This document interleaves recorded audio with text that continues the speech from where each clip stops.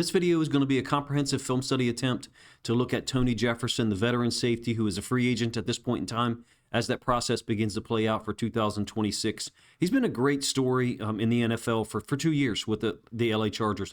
Kind of underreported or undernoticed, I think, but he's a fan favorite out there in LA. He actually got Comeback Player of the Year mentions in 2024. I believe he was in the range of like 15th as far as the voting or mentions. I'm not sure how that award gets determined. Played very well his first season there.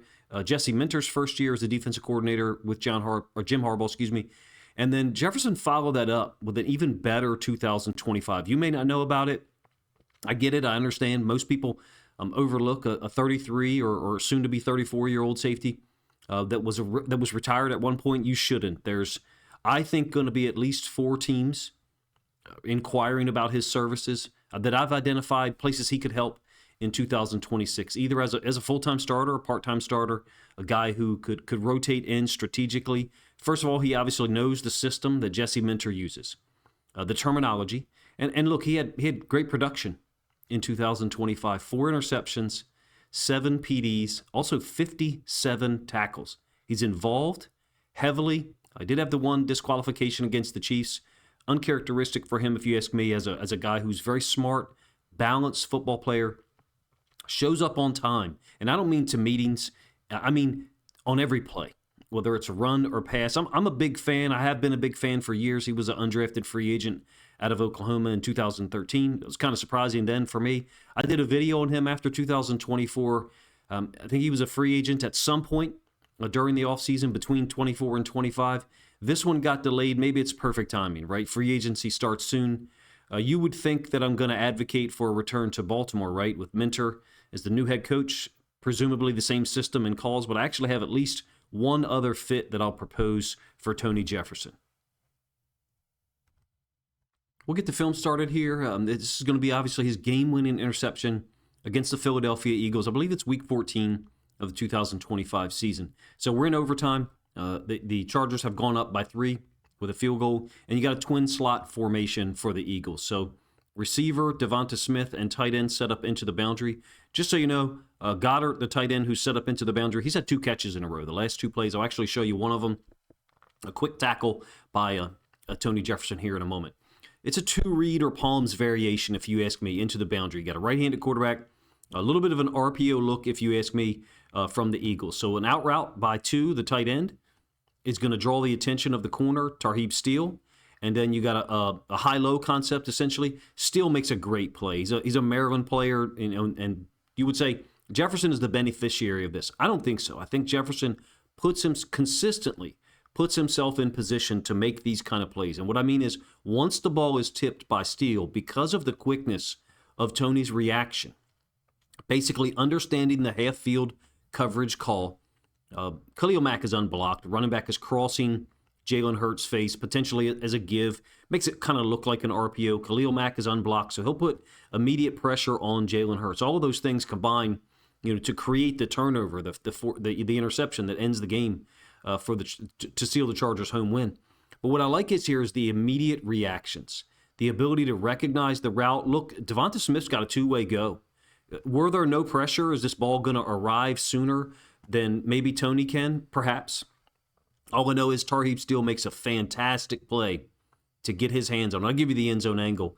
Tips it up in the air. And oh, by the way, Tony Jefferson's catch, the interception here, is just as good. And when you see the end zone angle, you'll get a better idea of what I'm talking about. He may not have been there for the pick if his reaction isn't so quick, if he's not so decisive with his reads. And that's the thing I'm going to sell you on or try to discuss here as much as possible, is that he puts himself in position to make plays like this or be involved with plays like this because of his awareness, his recognition, and ability to just go once he makes a certain read. He had a 2-way go there. The receiver had a 2-way go. Devonta Smith could have theoretically tried to cross his face, meaning run to the middle of the field. So Tony had to wait a moment on that. It's obviously aided by the pressure from Khalil Mack. Same play from the end zone angle. Here's Mack. He'll be, totally unblocked. Like I said, you can't see Tony here, but I want to show this one because, sometimes to make one great play in the NFL, whether it's offense or defense, you need 2 great plays. And one of them is done by Steele, and then the other one by Tony Jefferson. So it's an arc release by the tight end. That means he's going to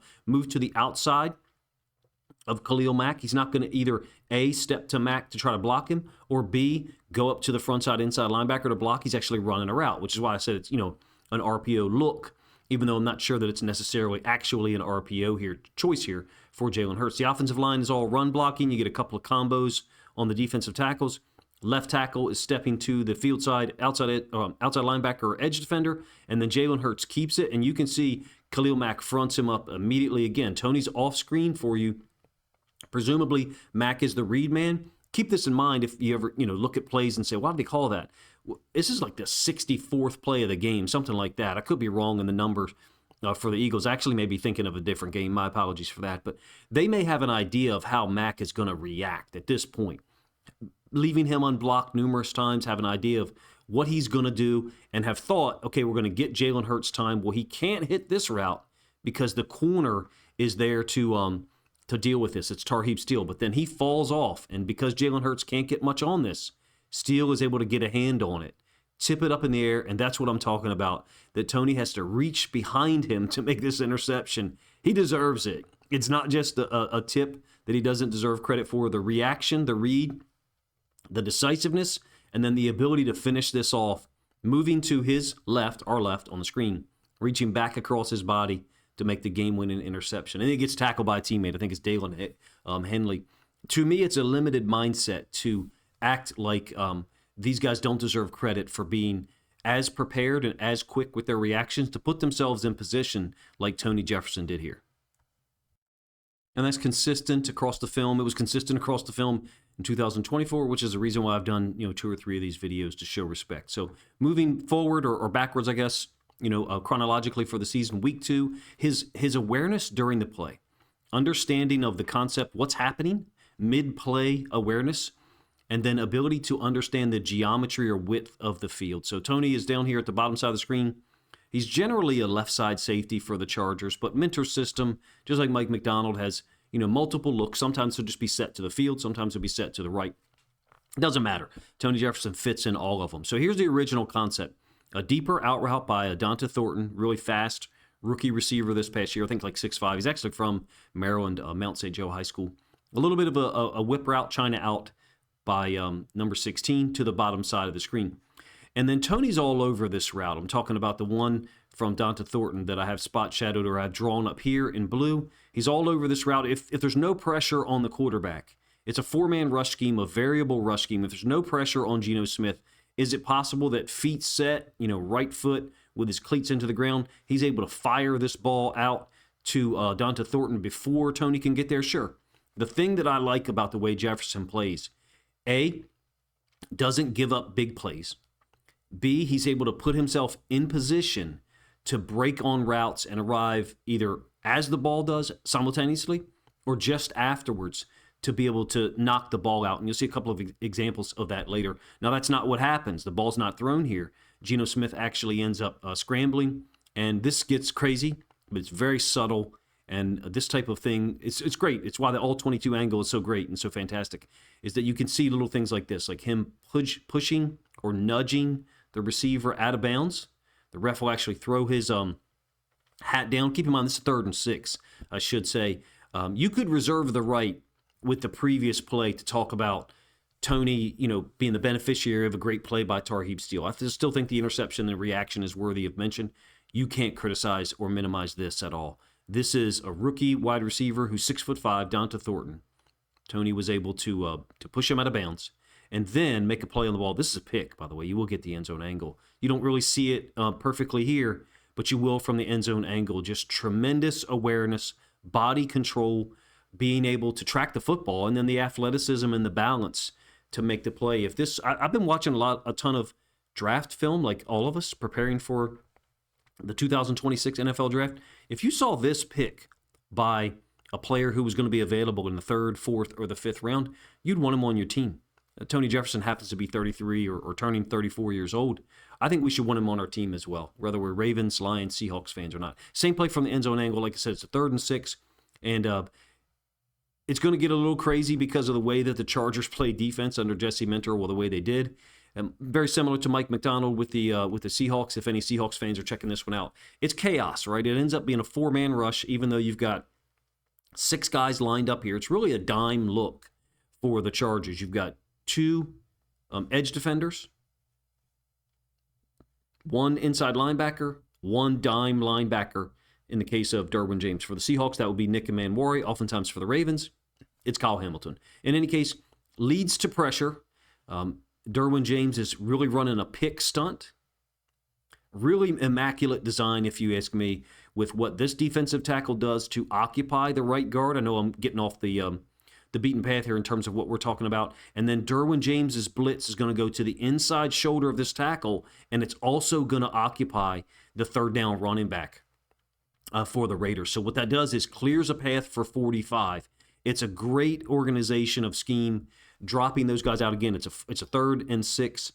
It's really striking, if you ask me, the level of blitz structure and execution that you see. I've watched, I think, 5 different Chargers games in the last probably 3 days while trying to do draft stuff, really preparing for this video. But check out what you see for a moment here from Tony Jefferson. First of all, his back's turned.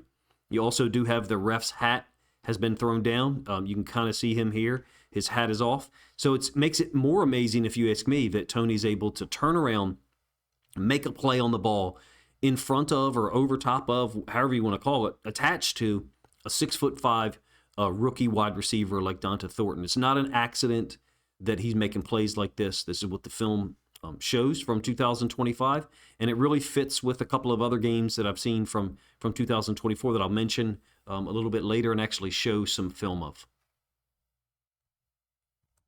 All right, once again, the range is going to be on display here against the Raiders, but later on in the season, I think it's week 13. So it's a 3rd and 9. This is actually after, I believe, a Justin Herbert interception that was inside the 5-yard line. So Chargers are going to blitz the nickel from the field, from the wide side of the field, top side of our screen. Derwin James is going to go on that path there. The field side safety from a too-high look, pseudo too-high look, is going to drop down. And what that's going to mean is they're going to roll Tony Jefferson to center field. This almost ends up being like some people refer to it as a man match type 3. You're getting man turns from the outside corners, if you will, but sometimes that can be dependent upon the release. But what I want to call attention to is as Tony's body, as he's moving this way, rolling to center field, his eyes are focused on Geno Smith. So he's got great body control, proprioceptive awareness, I guess is the way that some people refer to it.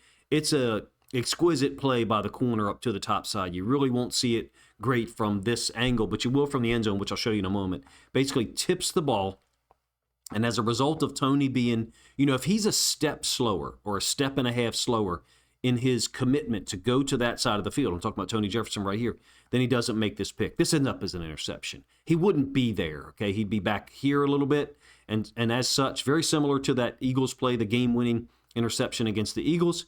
I think he puts himself in position for this to happen and deserves credit for it. I wouldn't say, all of his interceptions are tipped passes where he didn't make the play.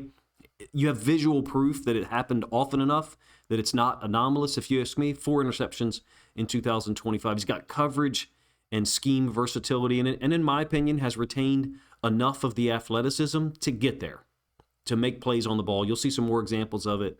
I try to put as many plays as possible in some of these videos where I'm trying to make a point, and I'm expecting, pushback, or people to try to minimize someone's contributions. End zone angle, same play. Like I said, it's a 3rd and 9. When I say man match, this is kind of what I mean. The outside release by the tight end is going to draw Khalil Mack with him. It's unrelated to Tony Jefferson's reaction at all, but what I think it really does is it just confirms for Geno Smith, that this is man. Okay, I'm going to throw the ball down the field. Ironically, it's Donta Thornton again, but a second guy shows up, and again, it's Tony Jefferson with the pick. So Geno thinks he's got a one-on-one. Oftentimes, whether it's cover 3 or man free, it's going to work out the same. There's the football off screen for you guys. Tony's feet, you can almost see a little bit there, but you can definitely see this brilliant play by the corner that allows Tony to converge, make the catch, athletic move to get both knees in bounds and turn the football over.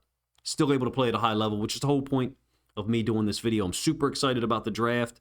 I think that myself and some other people have successfully been able to review like around 80 prospects. We've got something really cool planned for Ravens, Lions, Seahawks community. The reason why I bring up the draft is If you saw plays like this, or the previous interception against the Raiders being made by the same safety who was 23 instead of 33, you'd be excited about that guy possibly ending up on your team.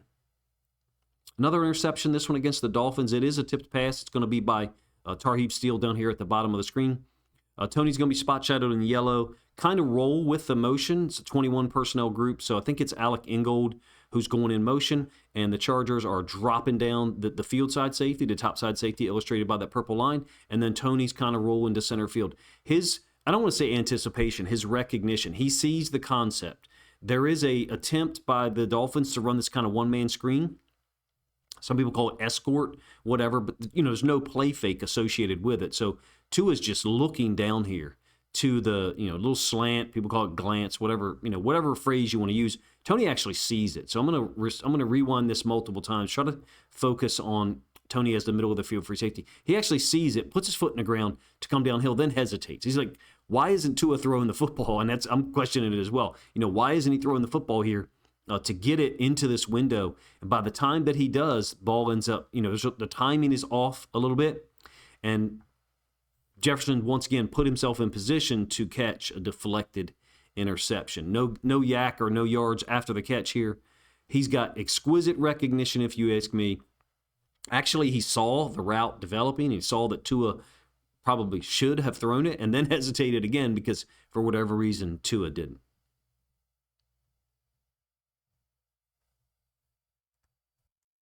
The point for me that I want to make sure that I hammer home is this is a guy who doesn't allow you to get beat deep as a safety. He's also, he helps his corners, his outside corners, because he can respond quickly enough with the ball in the air to make himself available for the types of things that you see occurring here. Move to a little bit different type of impact, if you will. Tony's going to be at the top side of the screen. This is a 3rd and 3, and this is a pass defense, but also a huge hit on Rashee Rice. It's not the one that gets him DQ'd later in the game. That's in the 4th quarter. This is 3rd quarter, as you can see. I think it's 13 to 3. So he's got the ability to burst and come downhill and be physical, and I'm going to give you some examples of that to prove it. And when he gets there to the football, wherever it is, whether it's a run or pass, he's got some attitude. So Chargers are showing 2-man. Running back has kicked out wide. Inside linebacker or sub linebacker has walked out with him. Tarheeb Steele is an outside corner lined up here. You've got another outside corner, I think Cam Hart, and then a third outside corner lined up there. Tony is spot shadowed in yellow. The route that Rashee Rice is going to win on is going to be this kind of shake slant. And watch how abrupt and decisive Tony is. This is a violent hit. I recognize that, there's some people who watch football that don't like to see hits like this. I get it. You don't want to see people get hurt. This is the name of the game. And this guy's committed to the things that he does, whether it's a read that takes him downfield to defend something deep, whether it's a mid-play adjustment, or whether it's something like this. Right in front of him, put your foot in the ground, come downhill now, bang. And try to KO the guy, or at least try to knock the football out, which he does successfully. Rashee Rice took a beating here. It's a violent game. This was a violent game, I should say, between the Chiefs and the Chargers. Like I said, Tony got ejected or DQ'd a little bit there, or a little bit later there. He's nasty when he shows up. I think this is a great football play. Goes down officially as a PD, like I said. We're going to move back to the Eagles game, Week 14. And this occurs after, this is overtime, before the interception that finished the win, the home win for the Chargers. This is after a 4th and 4 conversion by Philly. It was, I believe it was Oweh jumping off sides, or maybe lining up off sides. It's 22-19. A lot of back-end coverage stuff is what I've talked about so far with Tony. But you see examples like this as well. So inside linebacker to the field is going to blitz, and this ends up being really what I would call a zone blitz. Some people refer to it as a fire zone, basically 5-man rush scheme. And 3 deep, 3 under coverage. He's decisive in everything that he does. This is what, I just don't think you're going to get from some of these rookie safeties. Not on day one, right? Some of those guys, super athletic, quicker than him, if you will, but very intelligent player, prepared for all of these moments. Like I said, 57 tackles in 2025. What he knows is that, by going with a 5-man rush scheme, the ball should be out quick. The quarterback's probably identifying it. And in this case, it's the tight end to the boundary. Downhill, immediate reaction by Tony to make a tackle. I think it ends up being a 3-yard gain. He understands situations, gets to the football, makes tackles. I'm just not sure what there is not to like. Another PD here, but of a different variety, not coming downhill and certainly not, smacking the receiver in the mouth like he did with Rashee Rice a moment ago. This is a great play. I'm going to say it's like two-man coverage, but there's a little bit of a read element down here by this kind of overhang defender. So they may just be reading the release. And so what I mean is, if this guy goes underneath, it's entirely possible that he'll go, that nickel defender or overhang defender will go with him. That's not the release that you get from the receivers, though, and nor is that where the target is. Tony's going to almost kind of divide two routes here, and the routes I'm talking about is these two offensive players here, the outside receiver up top, and then the tight end, I think is Brock Bowers, bringing his route up the seam to kind of hold the safety a little bit. Watch him stay in between them enough. I refer to it as divide. That's probably not what he would say, or not what the Chargers coaches would call it. But when we refer to it as divide, we're just talking about, okay, you got two verticals. We're trying to make sure that we don't overcompensate for one of them and then leave this guy completely one-on-one. You're the safety, especially if it's two-man. You want to be able to help those guys out on anything that's thrown down the field. As the ball travels, you want to put yourself in position between them to be able to react to either one. And this is a great play. I mean, full extension. I'll give you the end zone angle so you can see it. There's no reason to think that he can't do stuff like this in 2026. Basically 6 months from now as I record. It's a brilliant football play, ends up being a PD. I think he's actually pissed off that he didn't make the interception. I'll give you the end zone angle so you can see what I'm talking about. Again, to try to focus on as many games as possible here.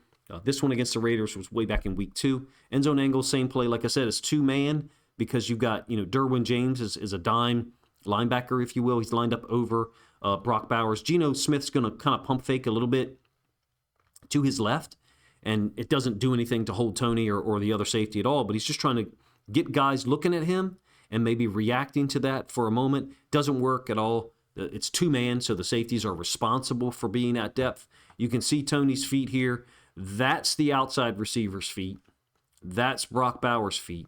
So when I say divide, I'm talking about being, equidistant from one of those guys to the other. And I think he's pretty close, at least the way that I drew it up there. But it's a fantastic play, man, to be able to get up, elevate, knock the ball away. Again, if you had a guy in the draft that was your favorite safety and you saw him have the pick that he had against Geno Smith, well, in this game, in addition to game-winning interception, right, against the Eagles, the range on the other interception in Week 13 against Geno Smith and the same Raiders team, and be able to full extension recognize this, you'd say, I want that guy on my team. This is a fantastic play, one that deserves mention and deserves a ton of praise, if you ask me. He's played really well with the Chargers for 2 years. Probably wants to be back there. He's a West Coast guy. I want to show this one. It's a crazy snap or a crazy play that'll look normal here for a moment. It's 12 personnel grouping from that same Week 2 game. Tony's walked up, basically going to blitz off the weak side. He's showing it to you here. It's not really play action. Ashton Jeanty kind of steps to his right, our right. Edge defender steps inside. Tony tries to blitz off the edge. This tackle is really going to pick him up, almost kind of lock him up for a moment. And because of the irregular manner with which Geno Smith and Ashton Jeanty move, doesn't look like they're well coordinated here. Geno ends up kind of panicking a little bit. Well, he does have a defensive tackle in his face. Here's Tony. He's going to disappear for a moment, and then you'll see him come back up and show up just on time. The targeted receiver is going to be the tight end here, 87, who initially lined up to the left. And I told you it got crazy, right?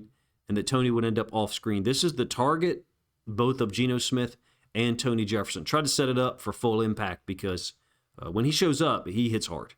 He's a good football player that I want to see get an opportunity in 2020. Well, I want to see him get an opportunity with one of the teams I root for. The Ravens, the Lions, or the Seahawks, to be honest with you. I think you've got other teams, other places that he could fit. There's nothing illegal about this one, by the way. I'll just, go slow motion. A lot of people react, in a visceral manner when they see violent impacts like that. Must have been illegal. It wasn't. This is a known entity, right? Bud Clark, Genesis Smith, really good pass coverage guy. Kamari Ramsey, all safeties, the second, third, fourth round, probably later than that, probably later than second round, I should say, this is a known entity. You kind of know what you're going to get. Film's been really good for 2 years. 2024, didn't play much up to week 12, and then suddenly thrust into a role. Week 13, they played him, 40, 45, 50 snaps a game. This is from this season, 2025, and then we'll veer backwards to a little bit of film from 24 to just kind of illustrate my point that he's played well for a long time with the Chargers. So here he is. It's a third down. The Chiefs are a right-handed football team when it matters.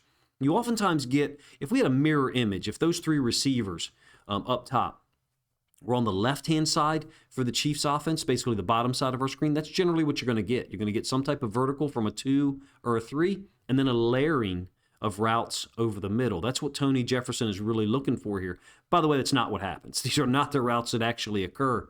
I'm letting you know that the Chiefs are a right-handed football team, and he, Tony Jefferson, as well as Jesse Minter and Max Crosby, who just got traded to the Ravens, they know the Chiefs' offense really, really well. He's looking for that concept. Watch him let the tight end, I think it's Kelsey, watch him let the tight end pass through and look for the second crosser. It doesn't happen. You kind of get an isolation here. I think it's Rashee Rice against Star Heap Steele. That's where that's really where they're going. Owe gets the sack against the left tackle, so that the route Mahomes doesn't get time to really get the football out. My point in showing you this is Tony is very intelligent about the situation, but also the formation, where the routes could come from. Since there's 3 over here and it's third down, probably also related to who the receiver is on the backside, he's looking for some type of layering of the routes like that. And once he gets the first one, Kelsey, he's letting that go. And I believe he's looking for the second one.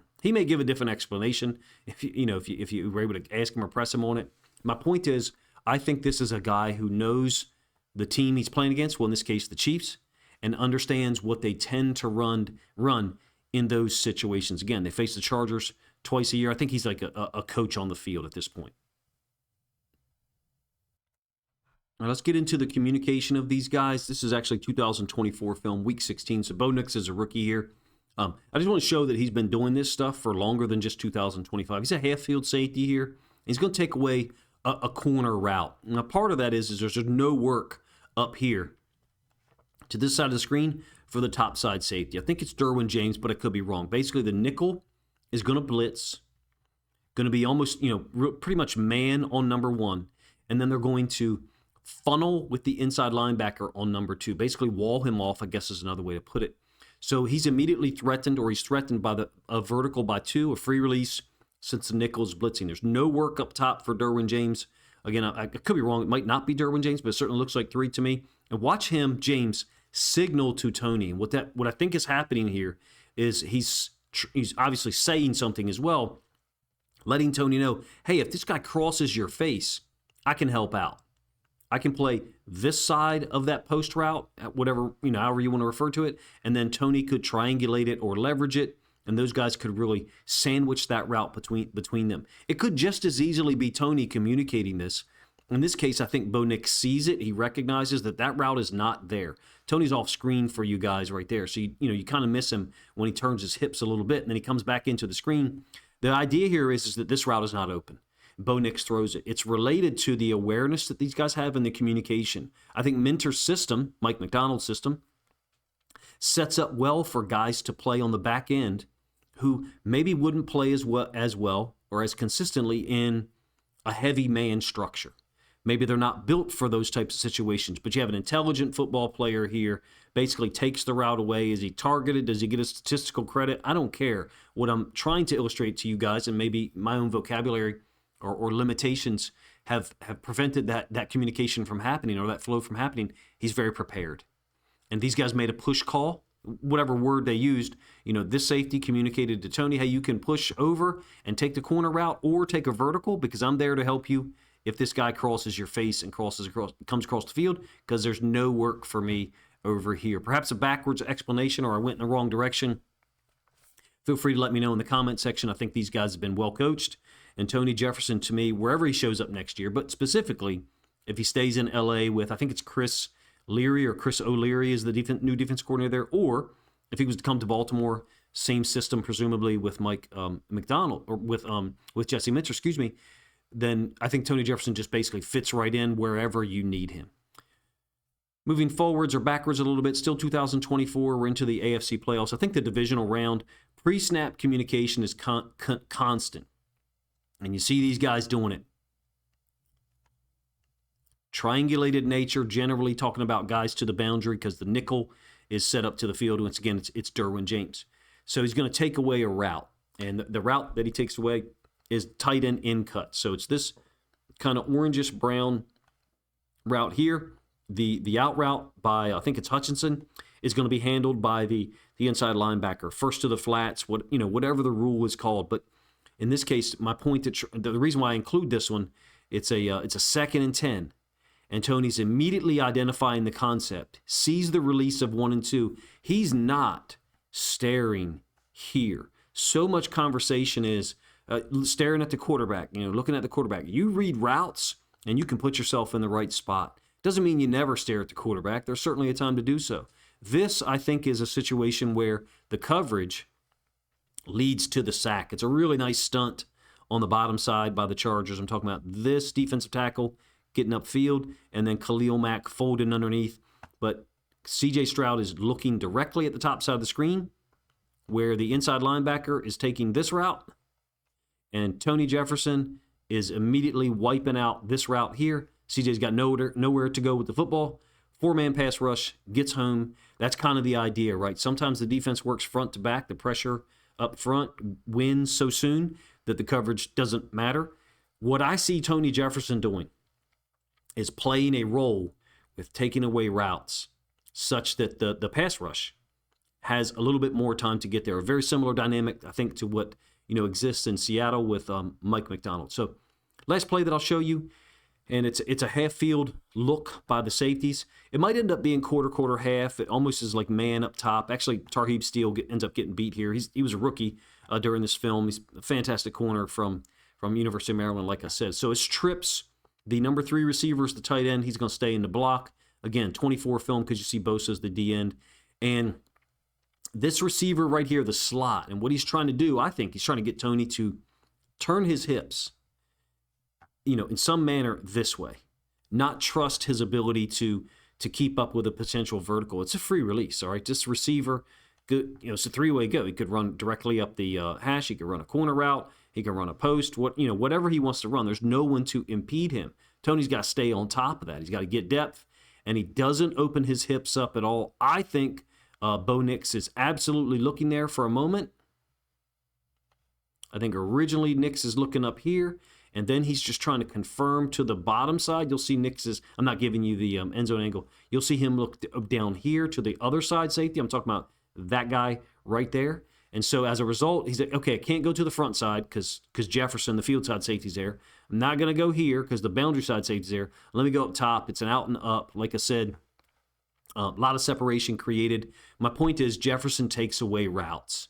It's a free release by number 2 to trips, the slot receiver. He takes away routes, and that's exactly what Bo Nix was reading.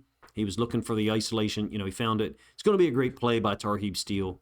A super underrated player, if you ask me, that doesn't get a ton of mention among the young corners in the league that get talked about a lot. It's a fun video for me to do because maybe I can see some of the things. I think I can see the awareness, the poise, very calm. Tony Jefferson looks very calm when the ball's in the air.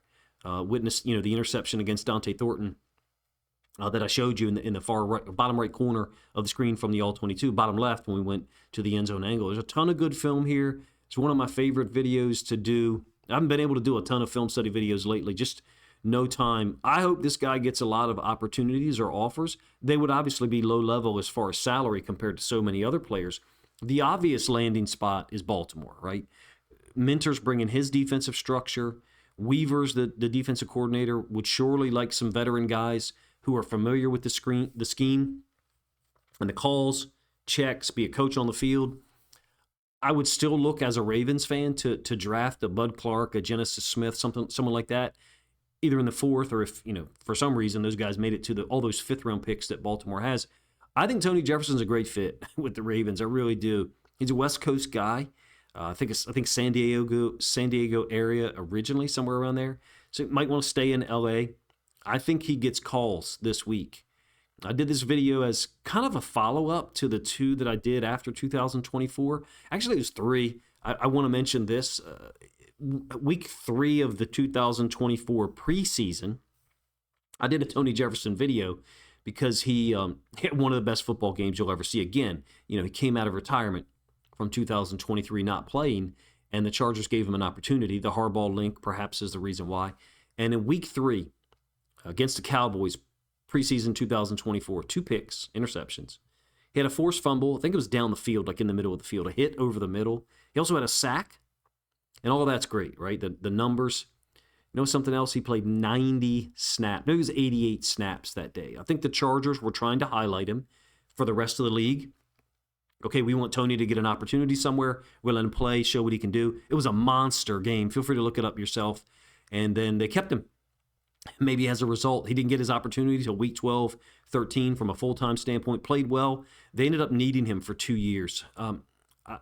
If he had the 2025 numbers, if he had the 2025 opportunity, maybe is another way to say it, in 2024, maybe he would have moved up those Comeback Player of the Year rankings. However they do the voting for Comeback Player of the Year, I don't know. What I mean is, when he came back out of retirement, and if he had gotten 62% of the snaps like he did this past year in 25, and he produced 4 interceptions, 7 PDs, 57 tackles, some of which are very physical. Obviously, the hits on Rashee Rice, one of which he got disqualified for.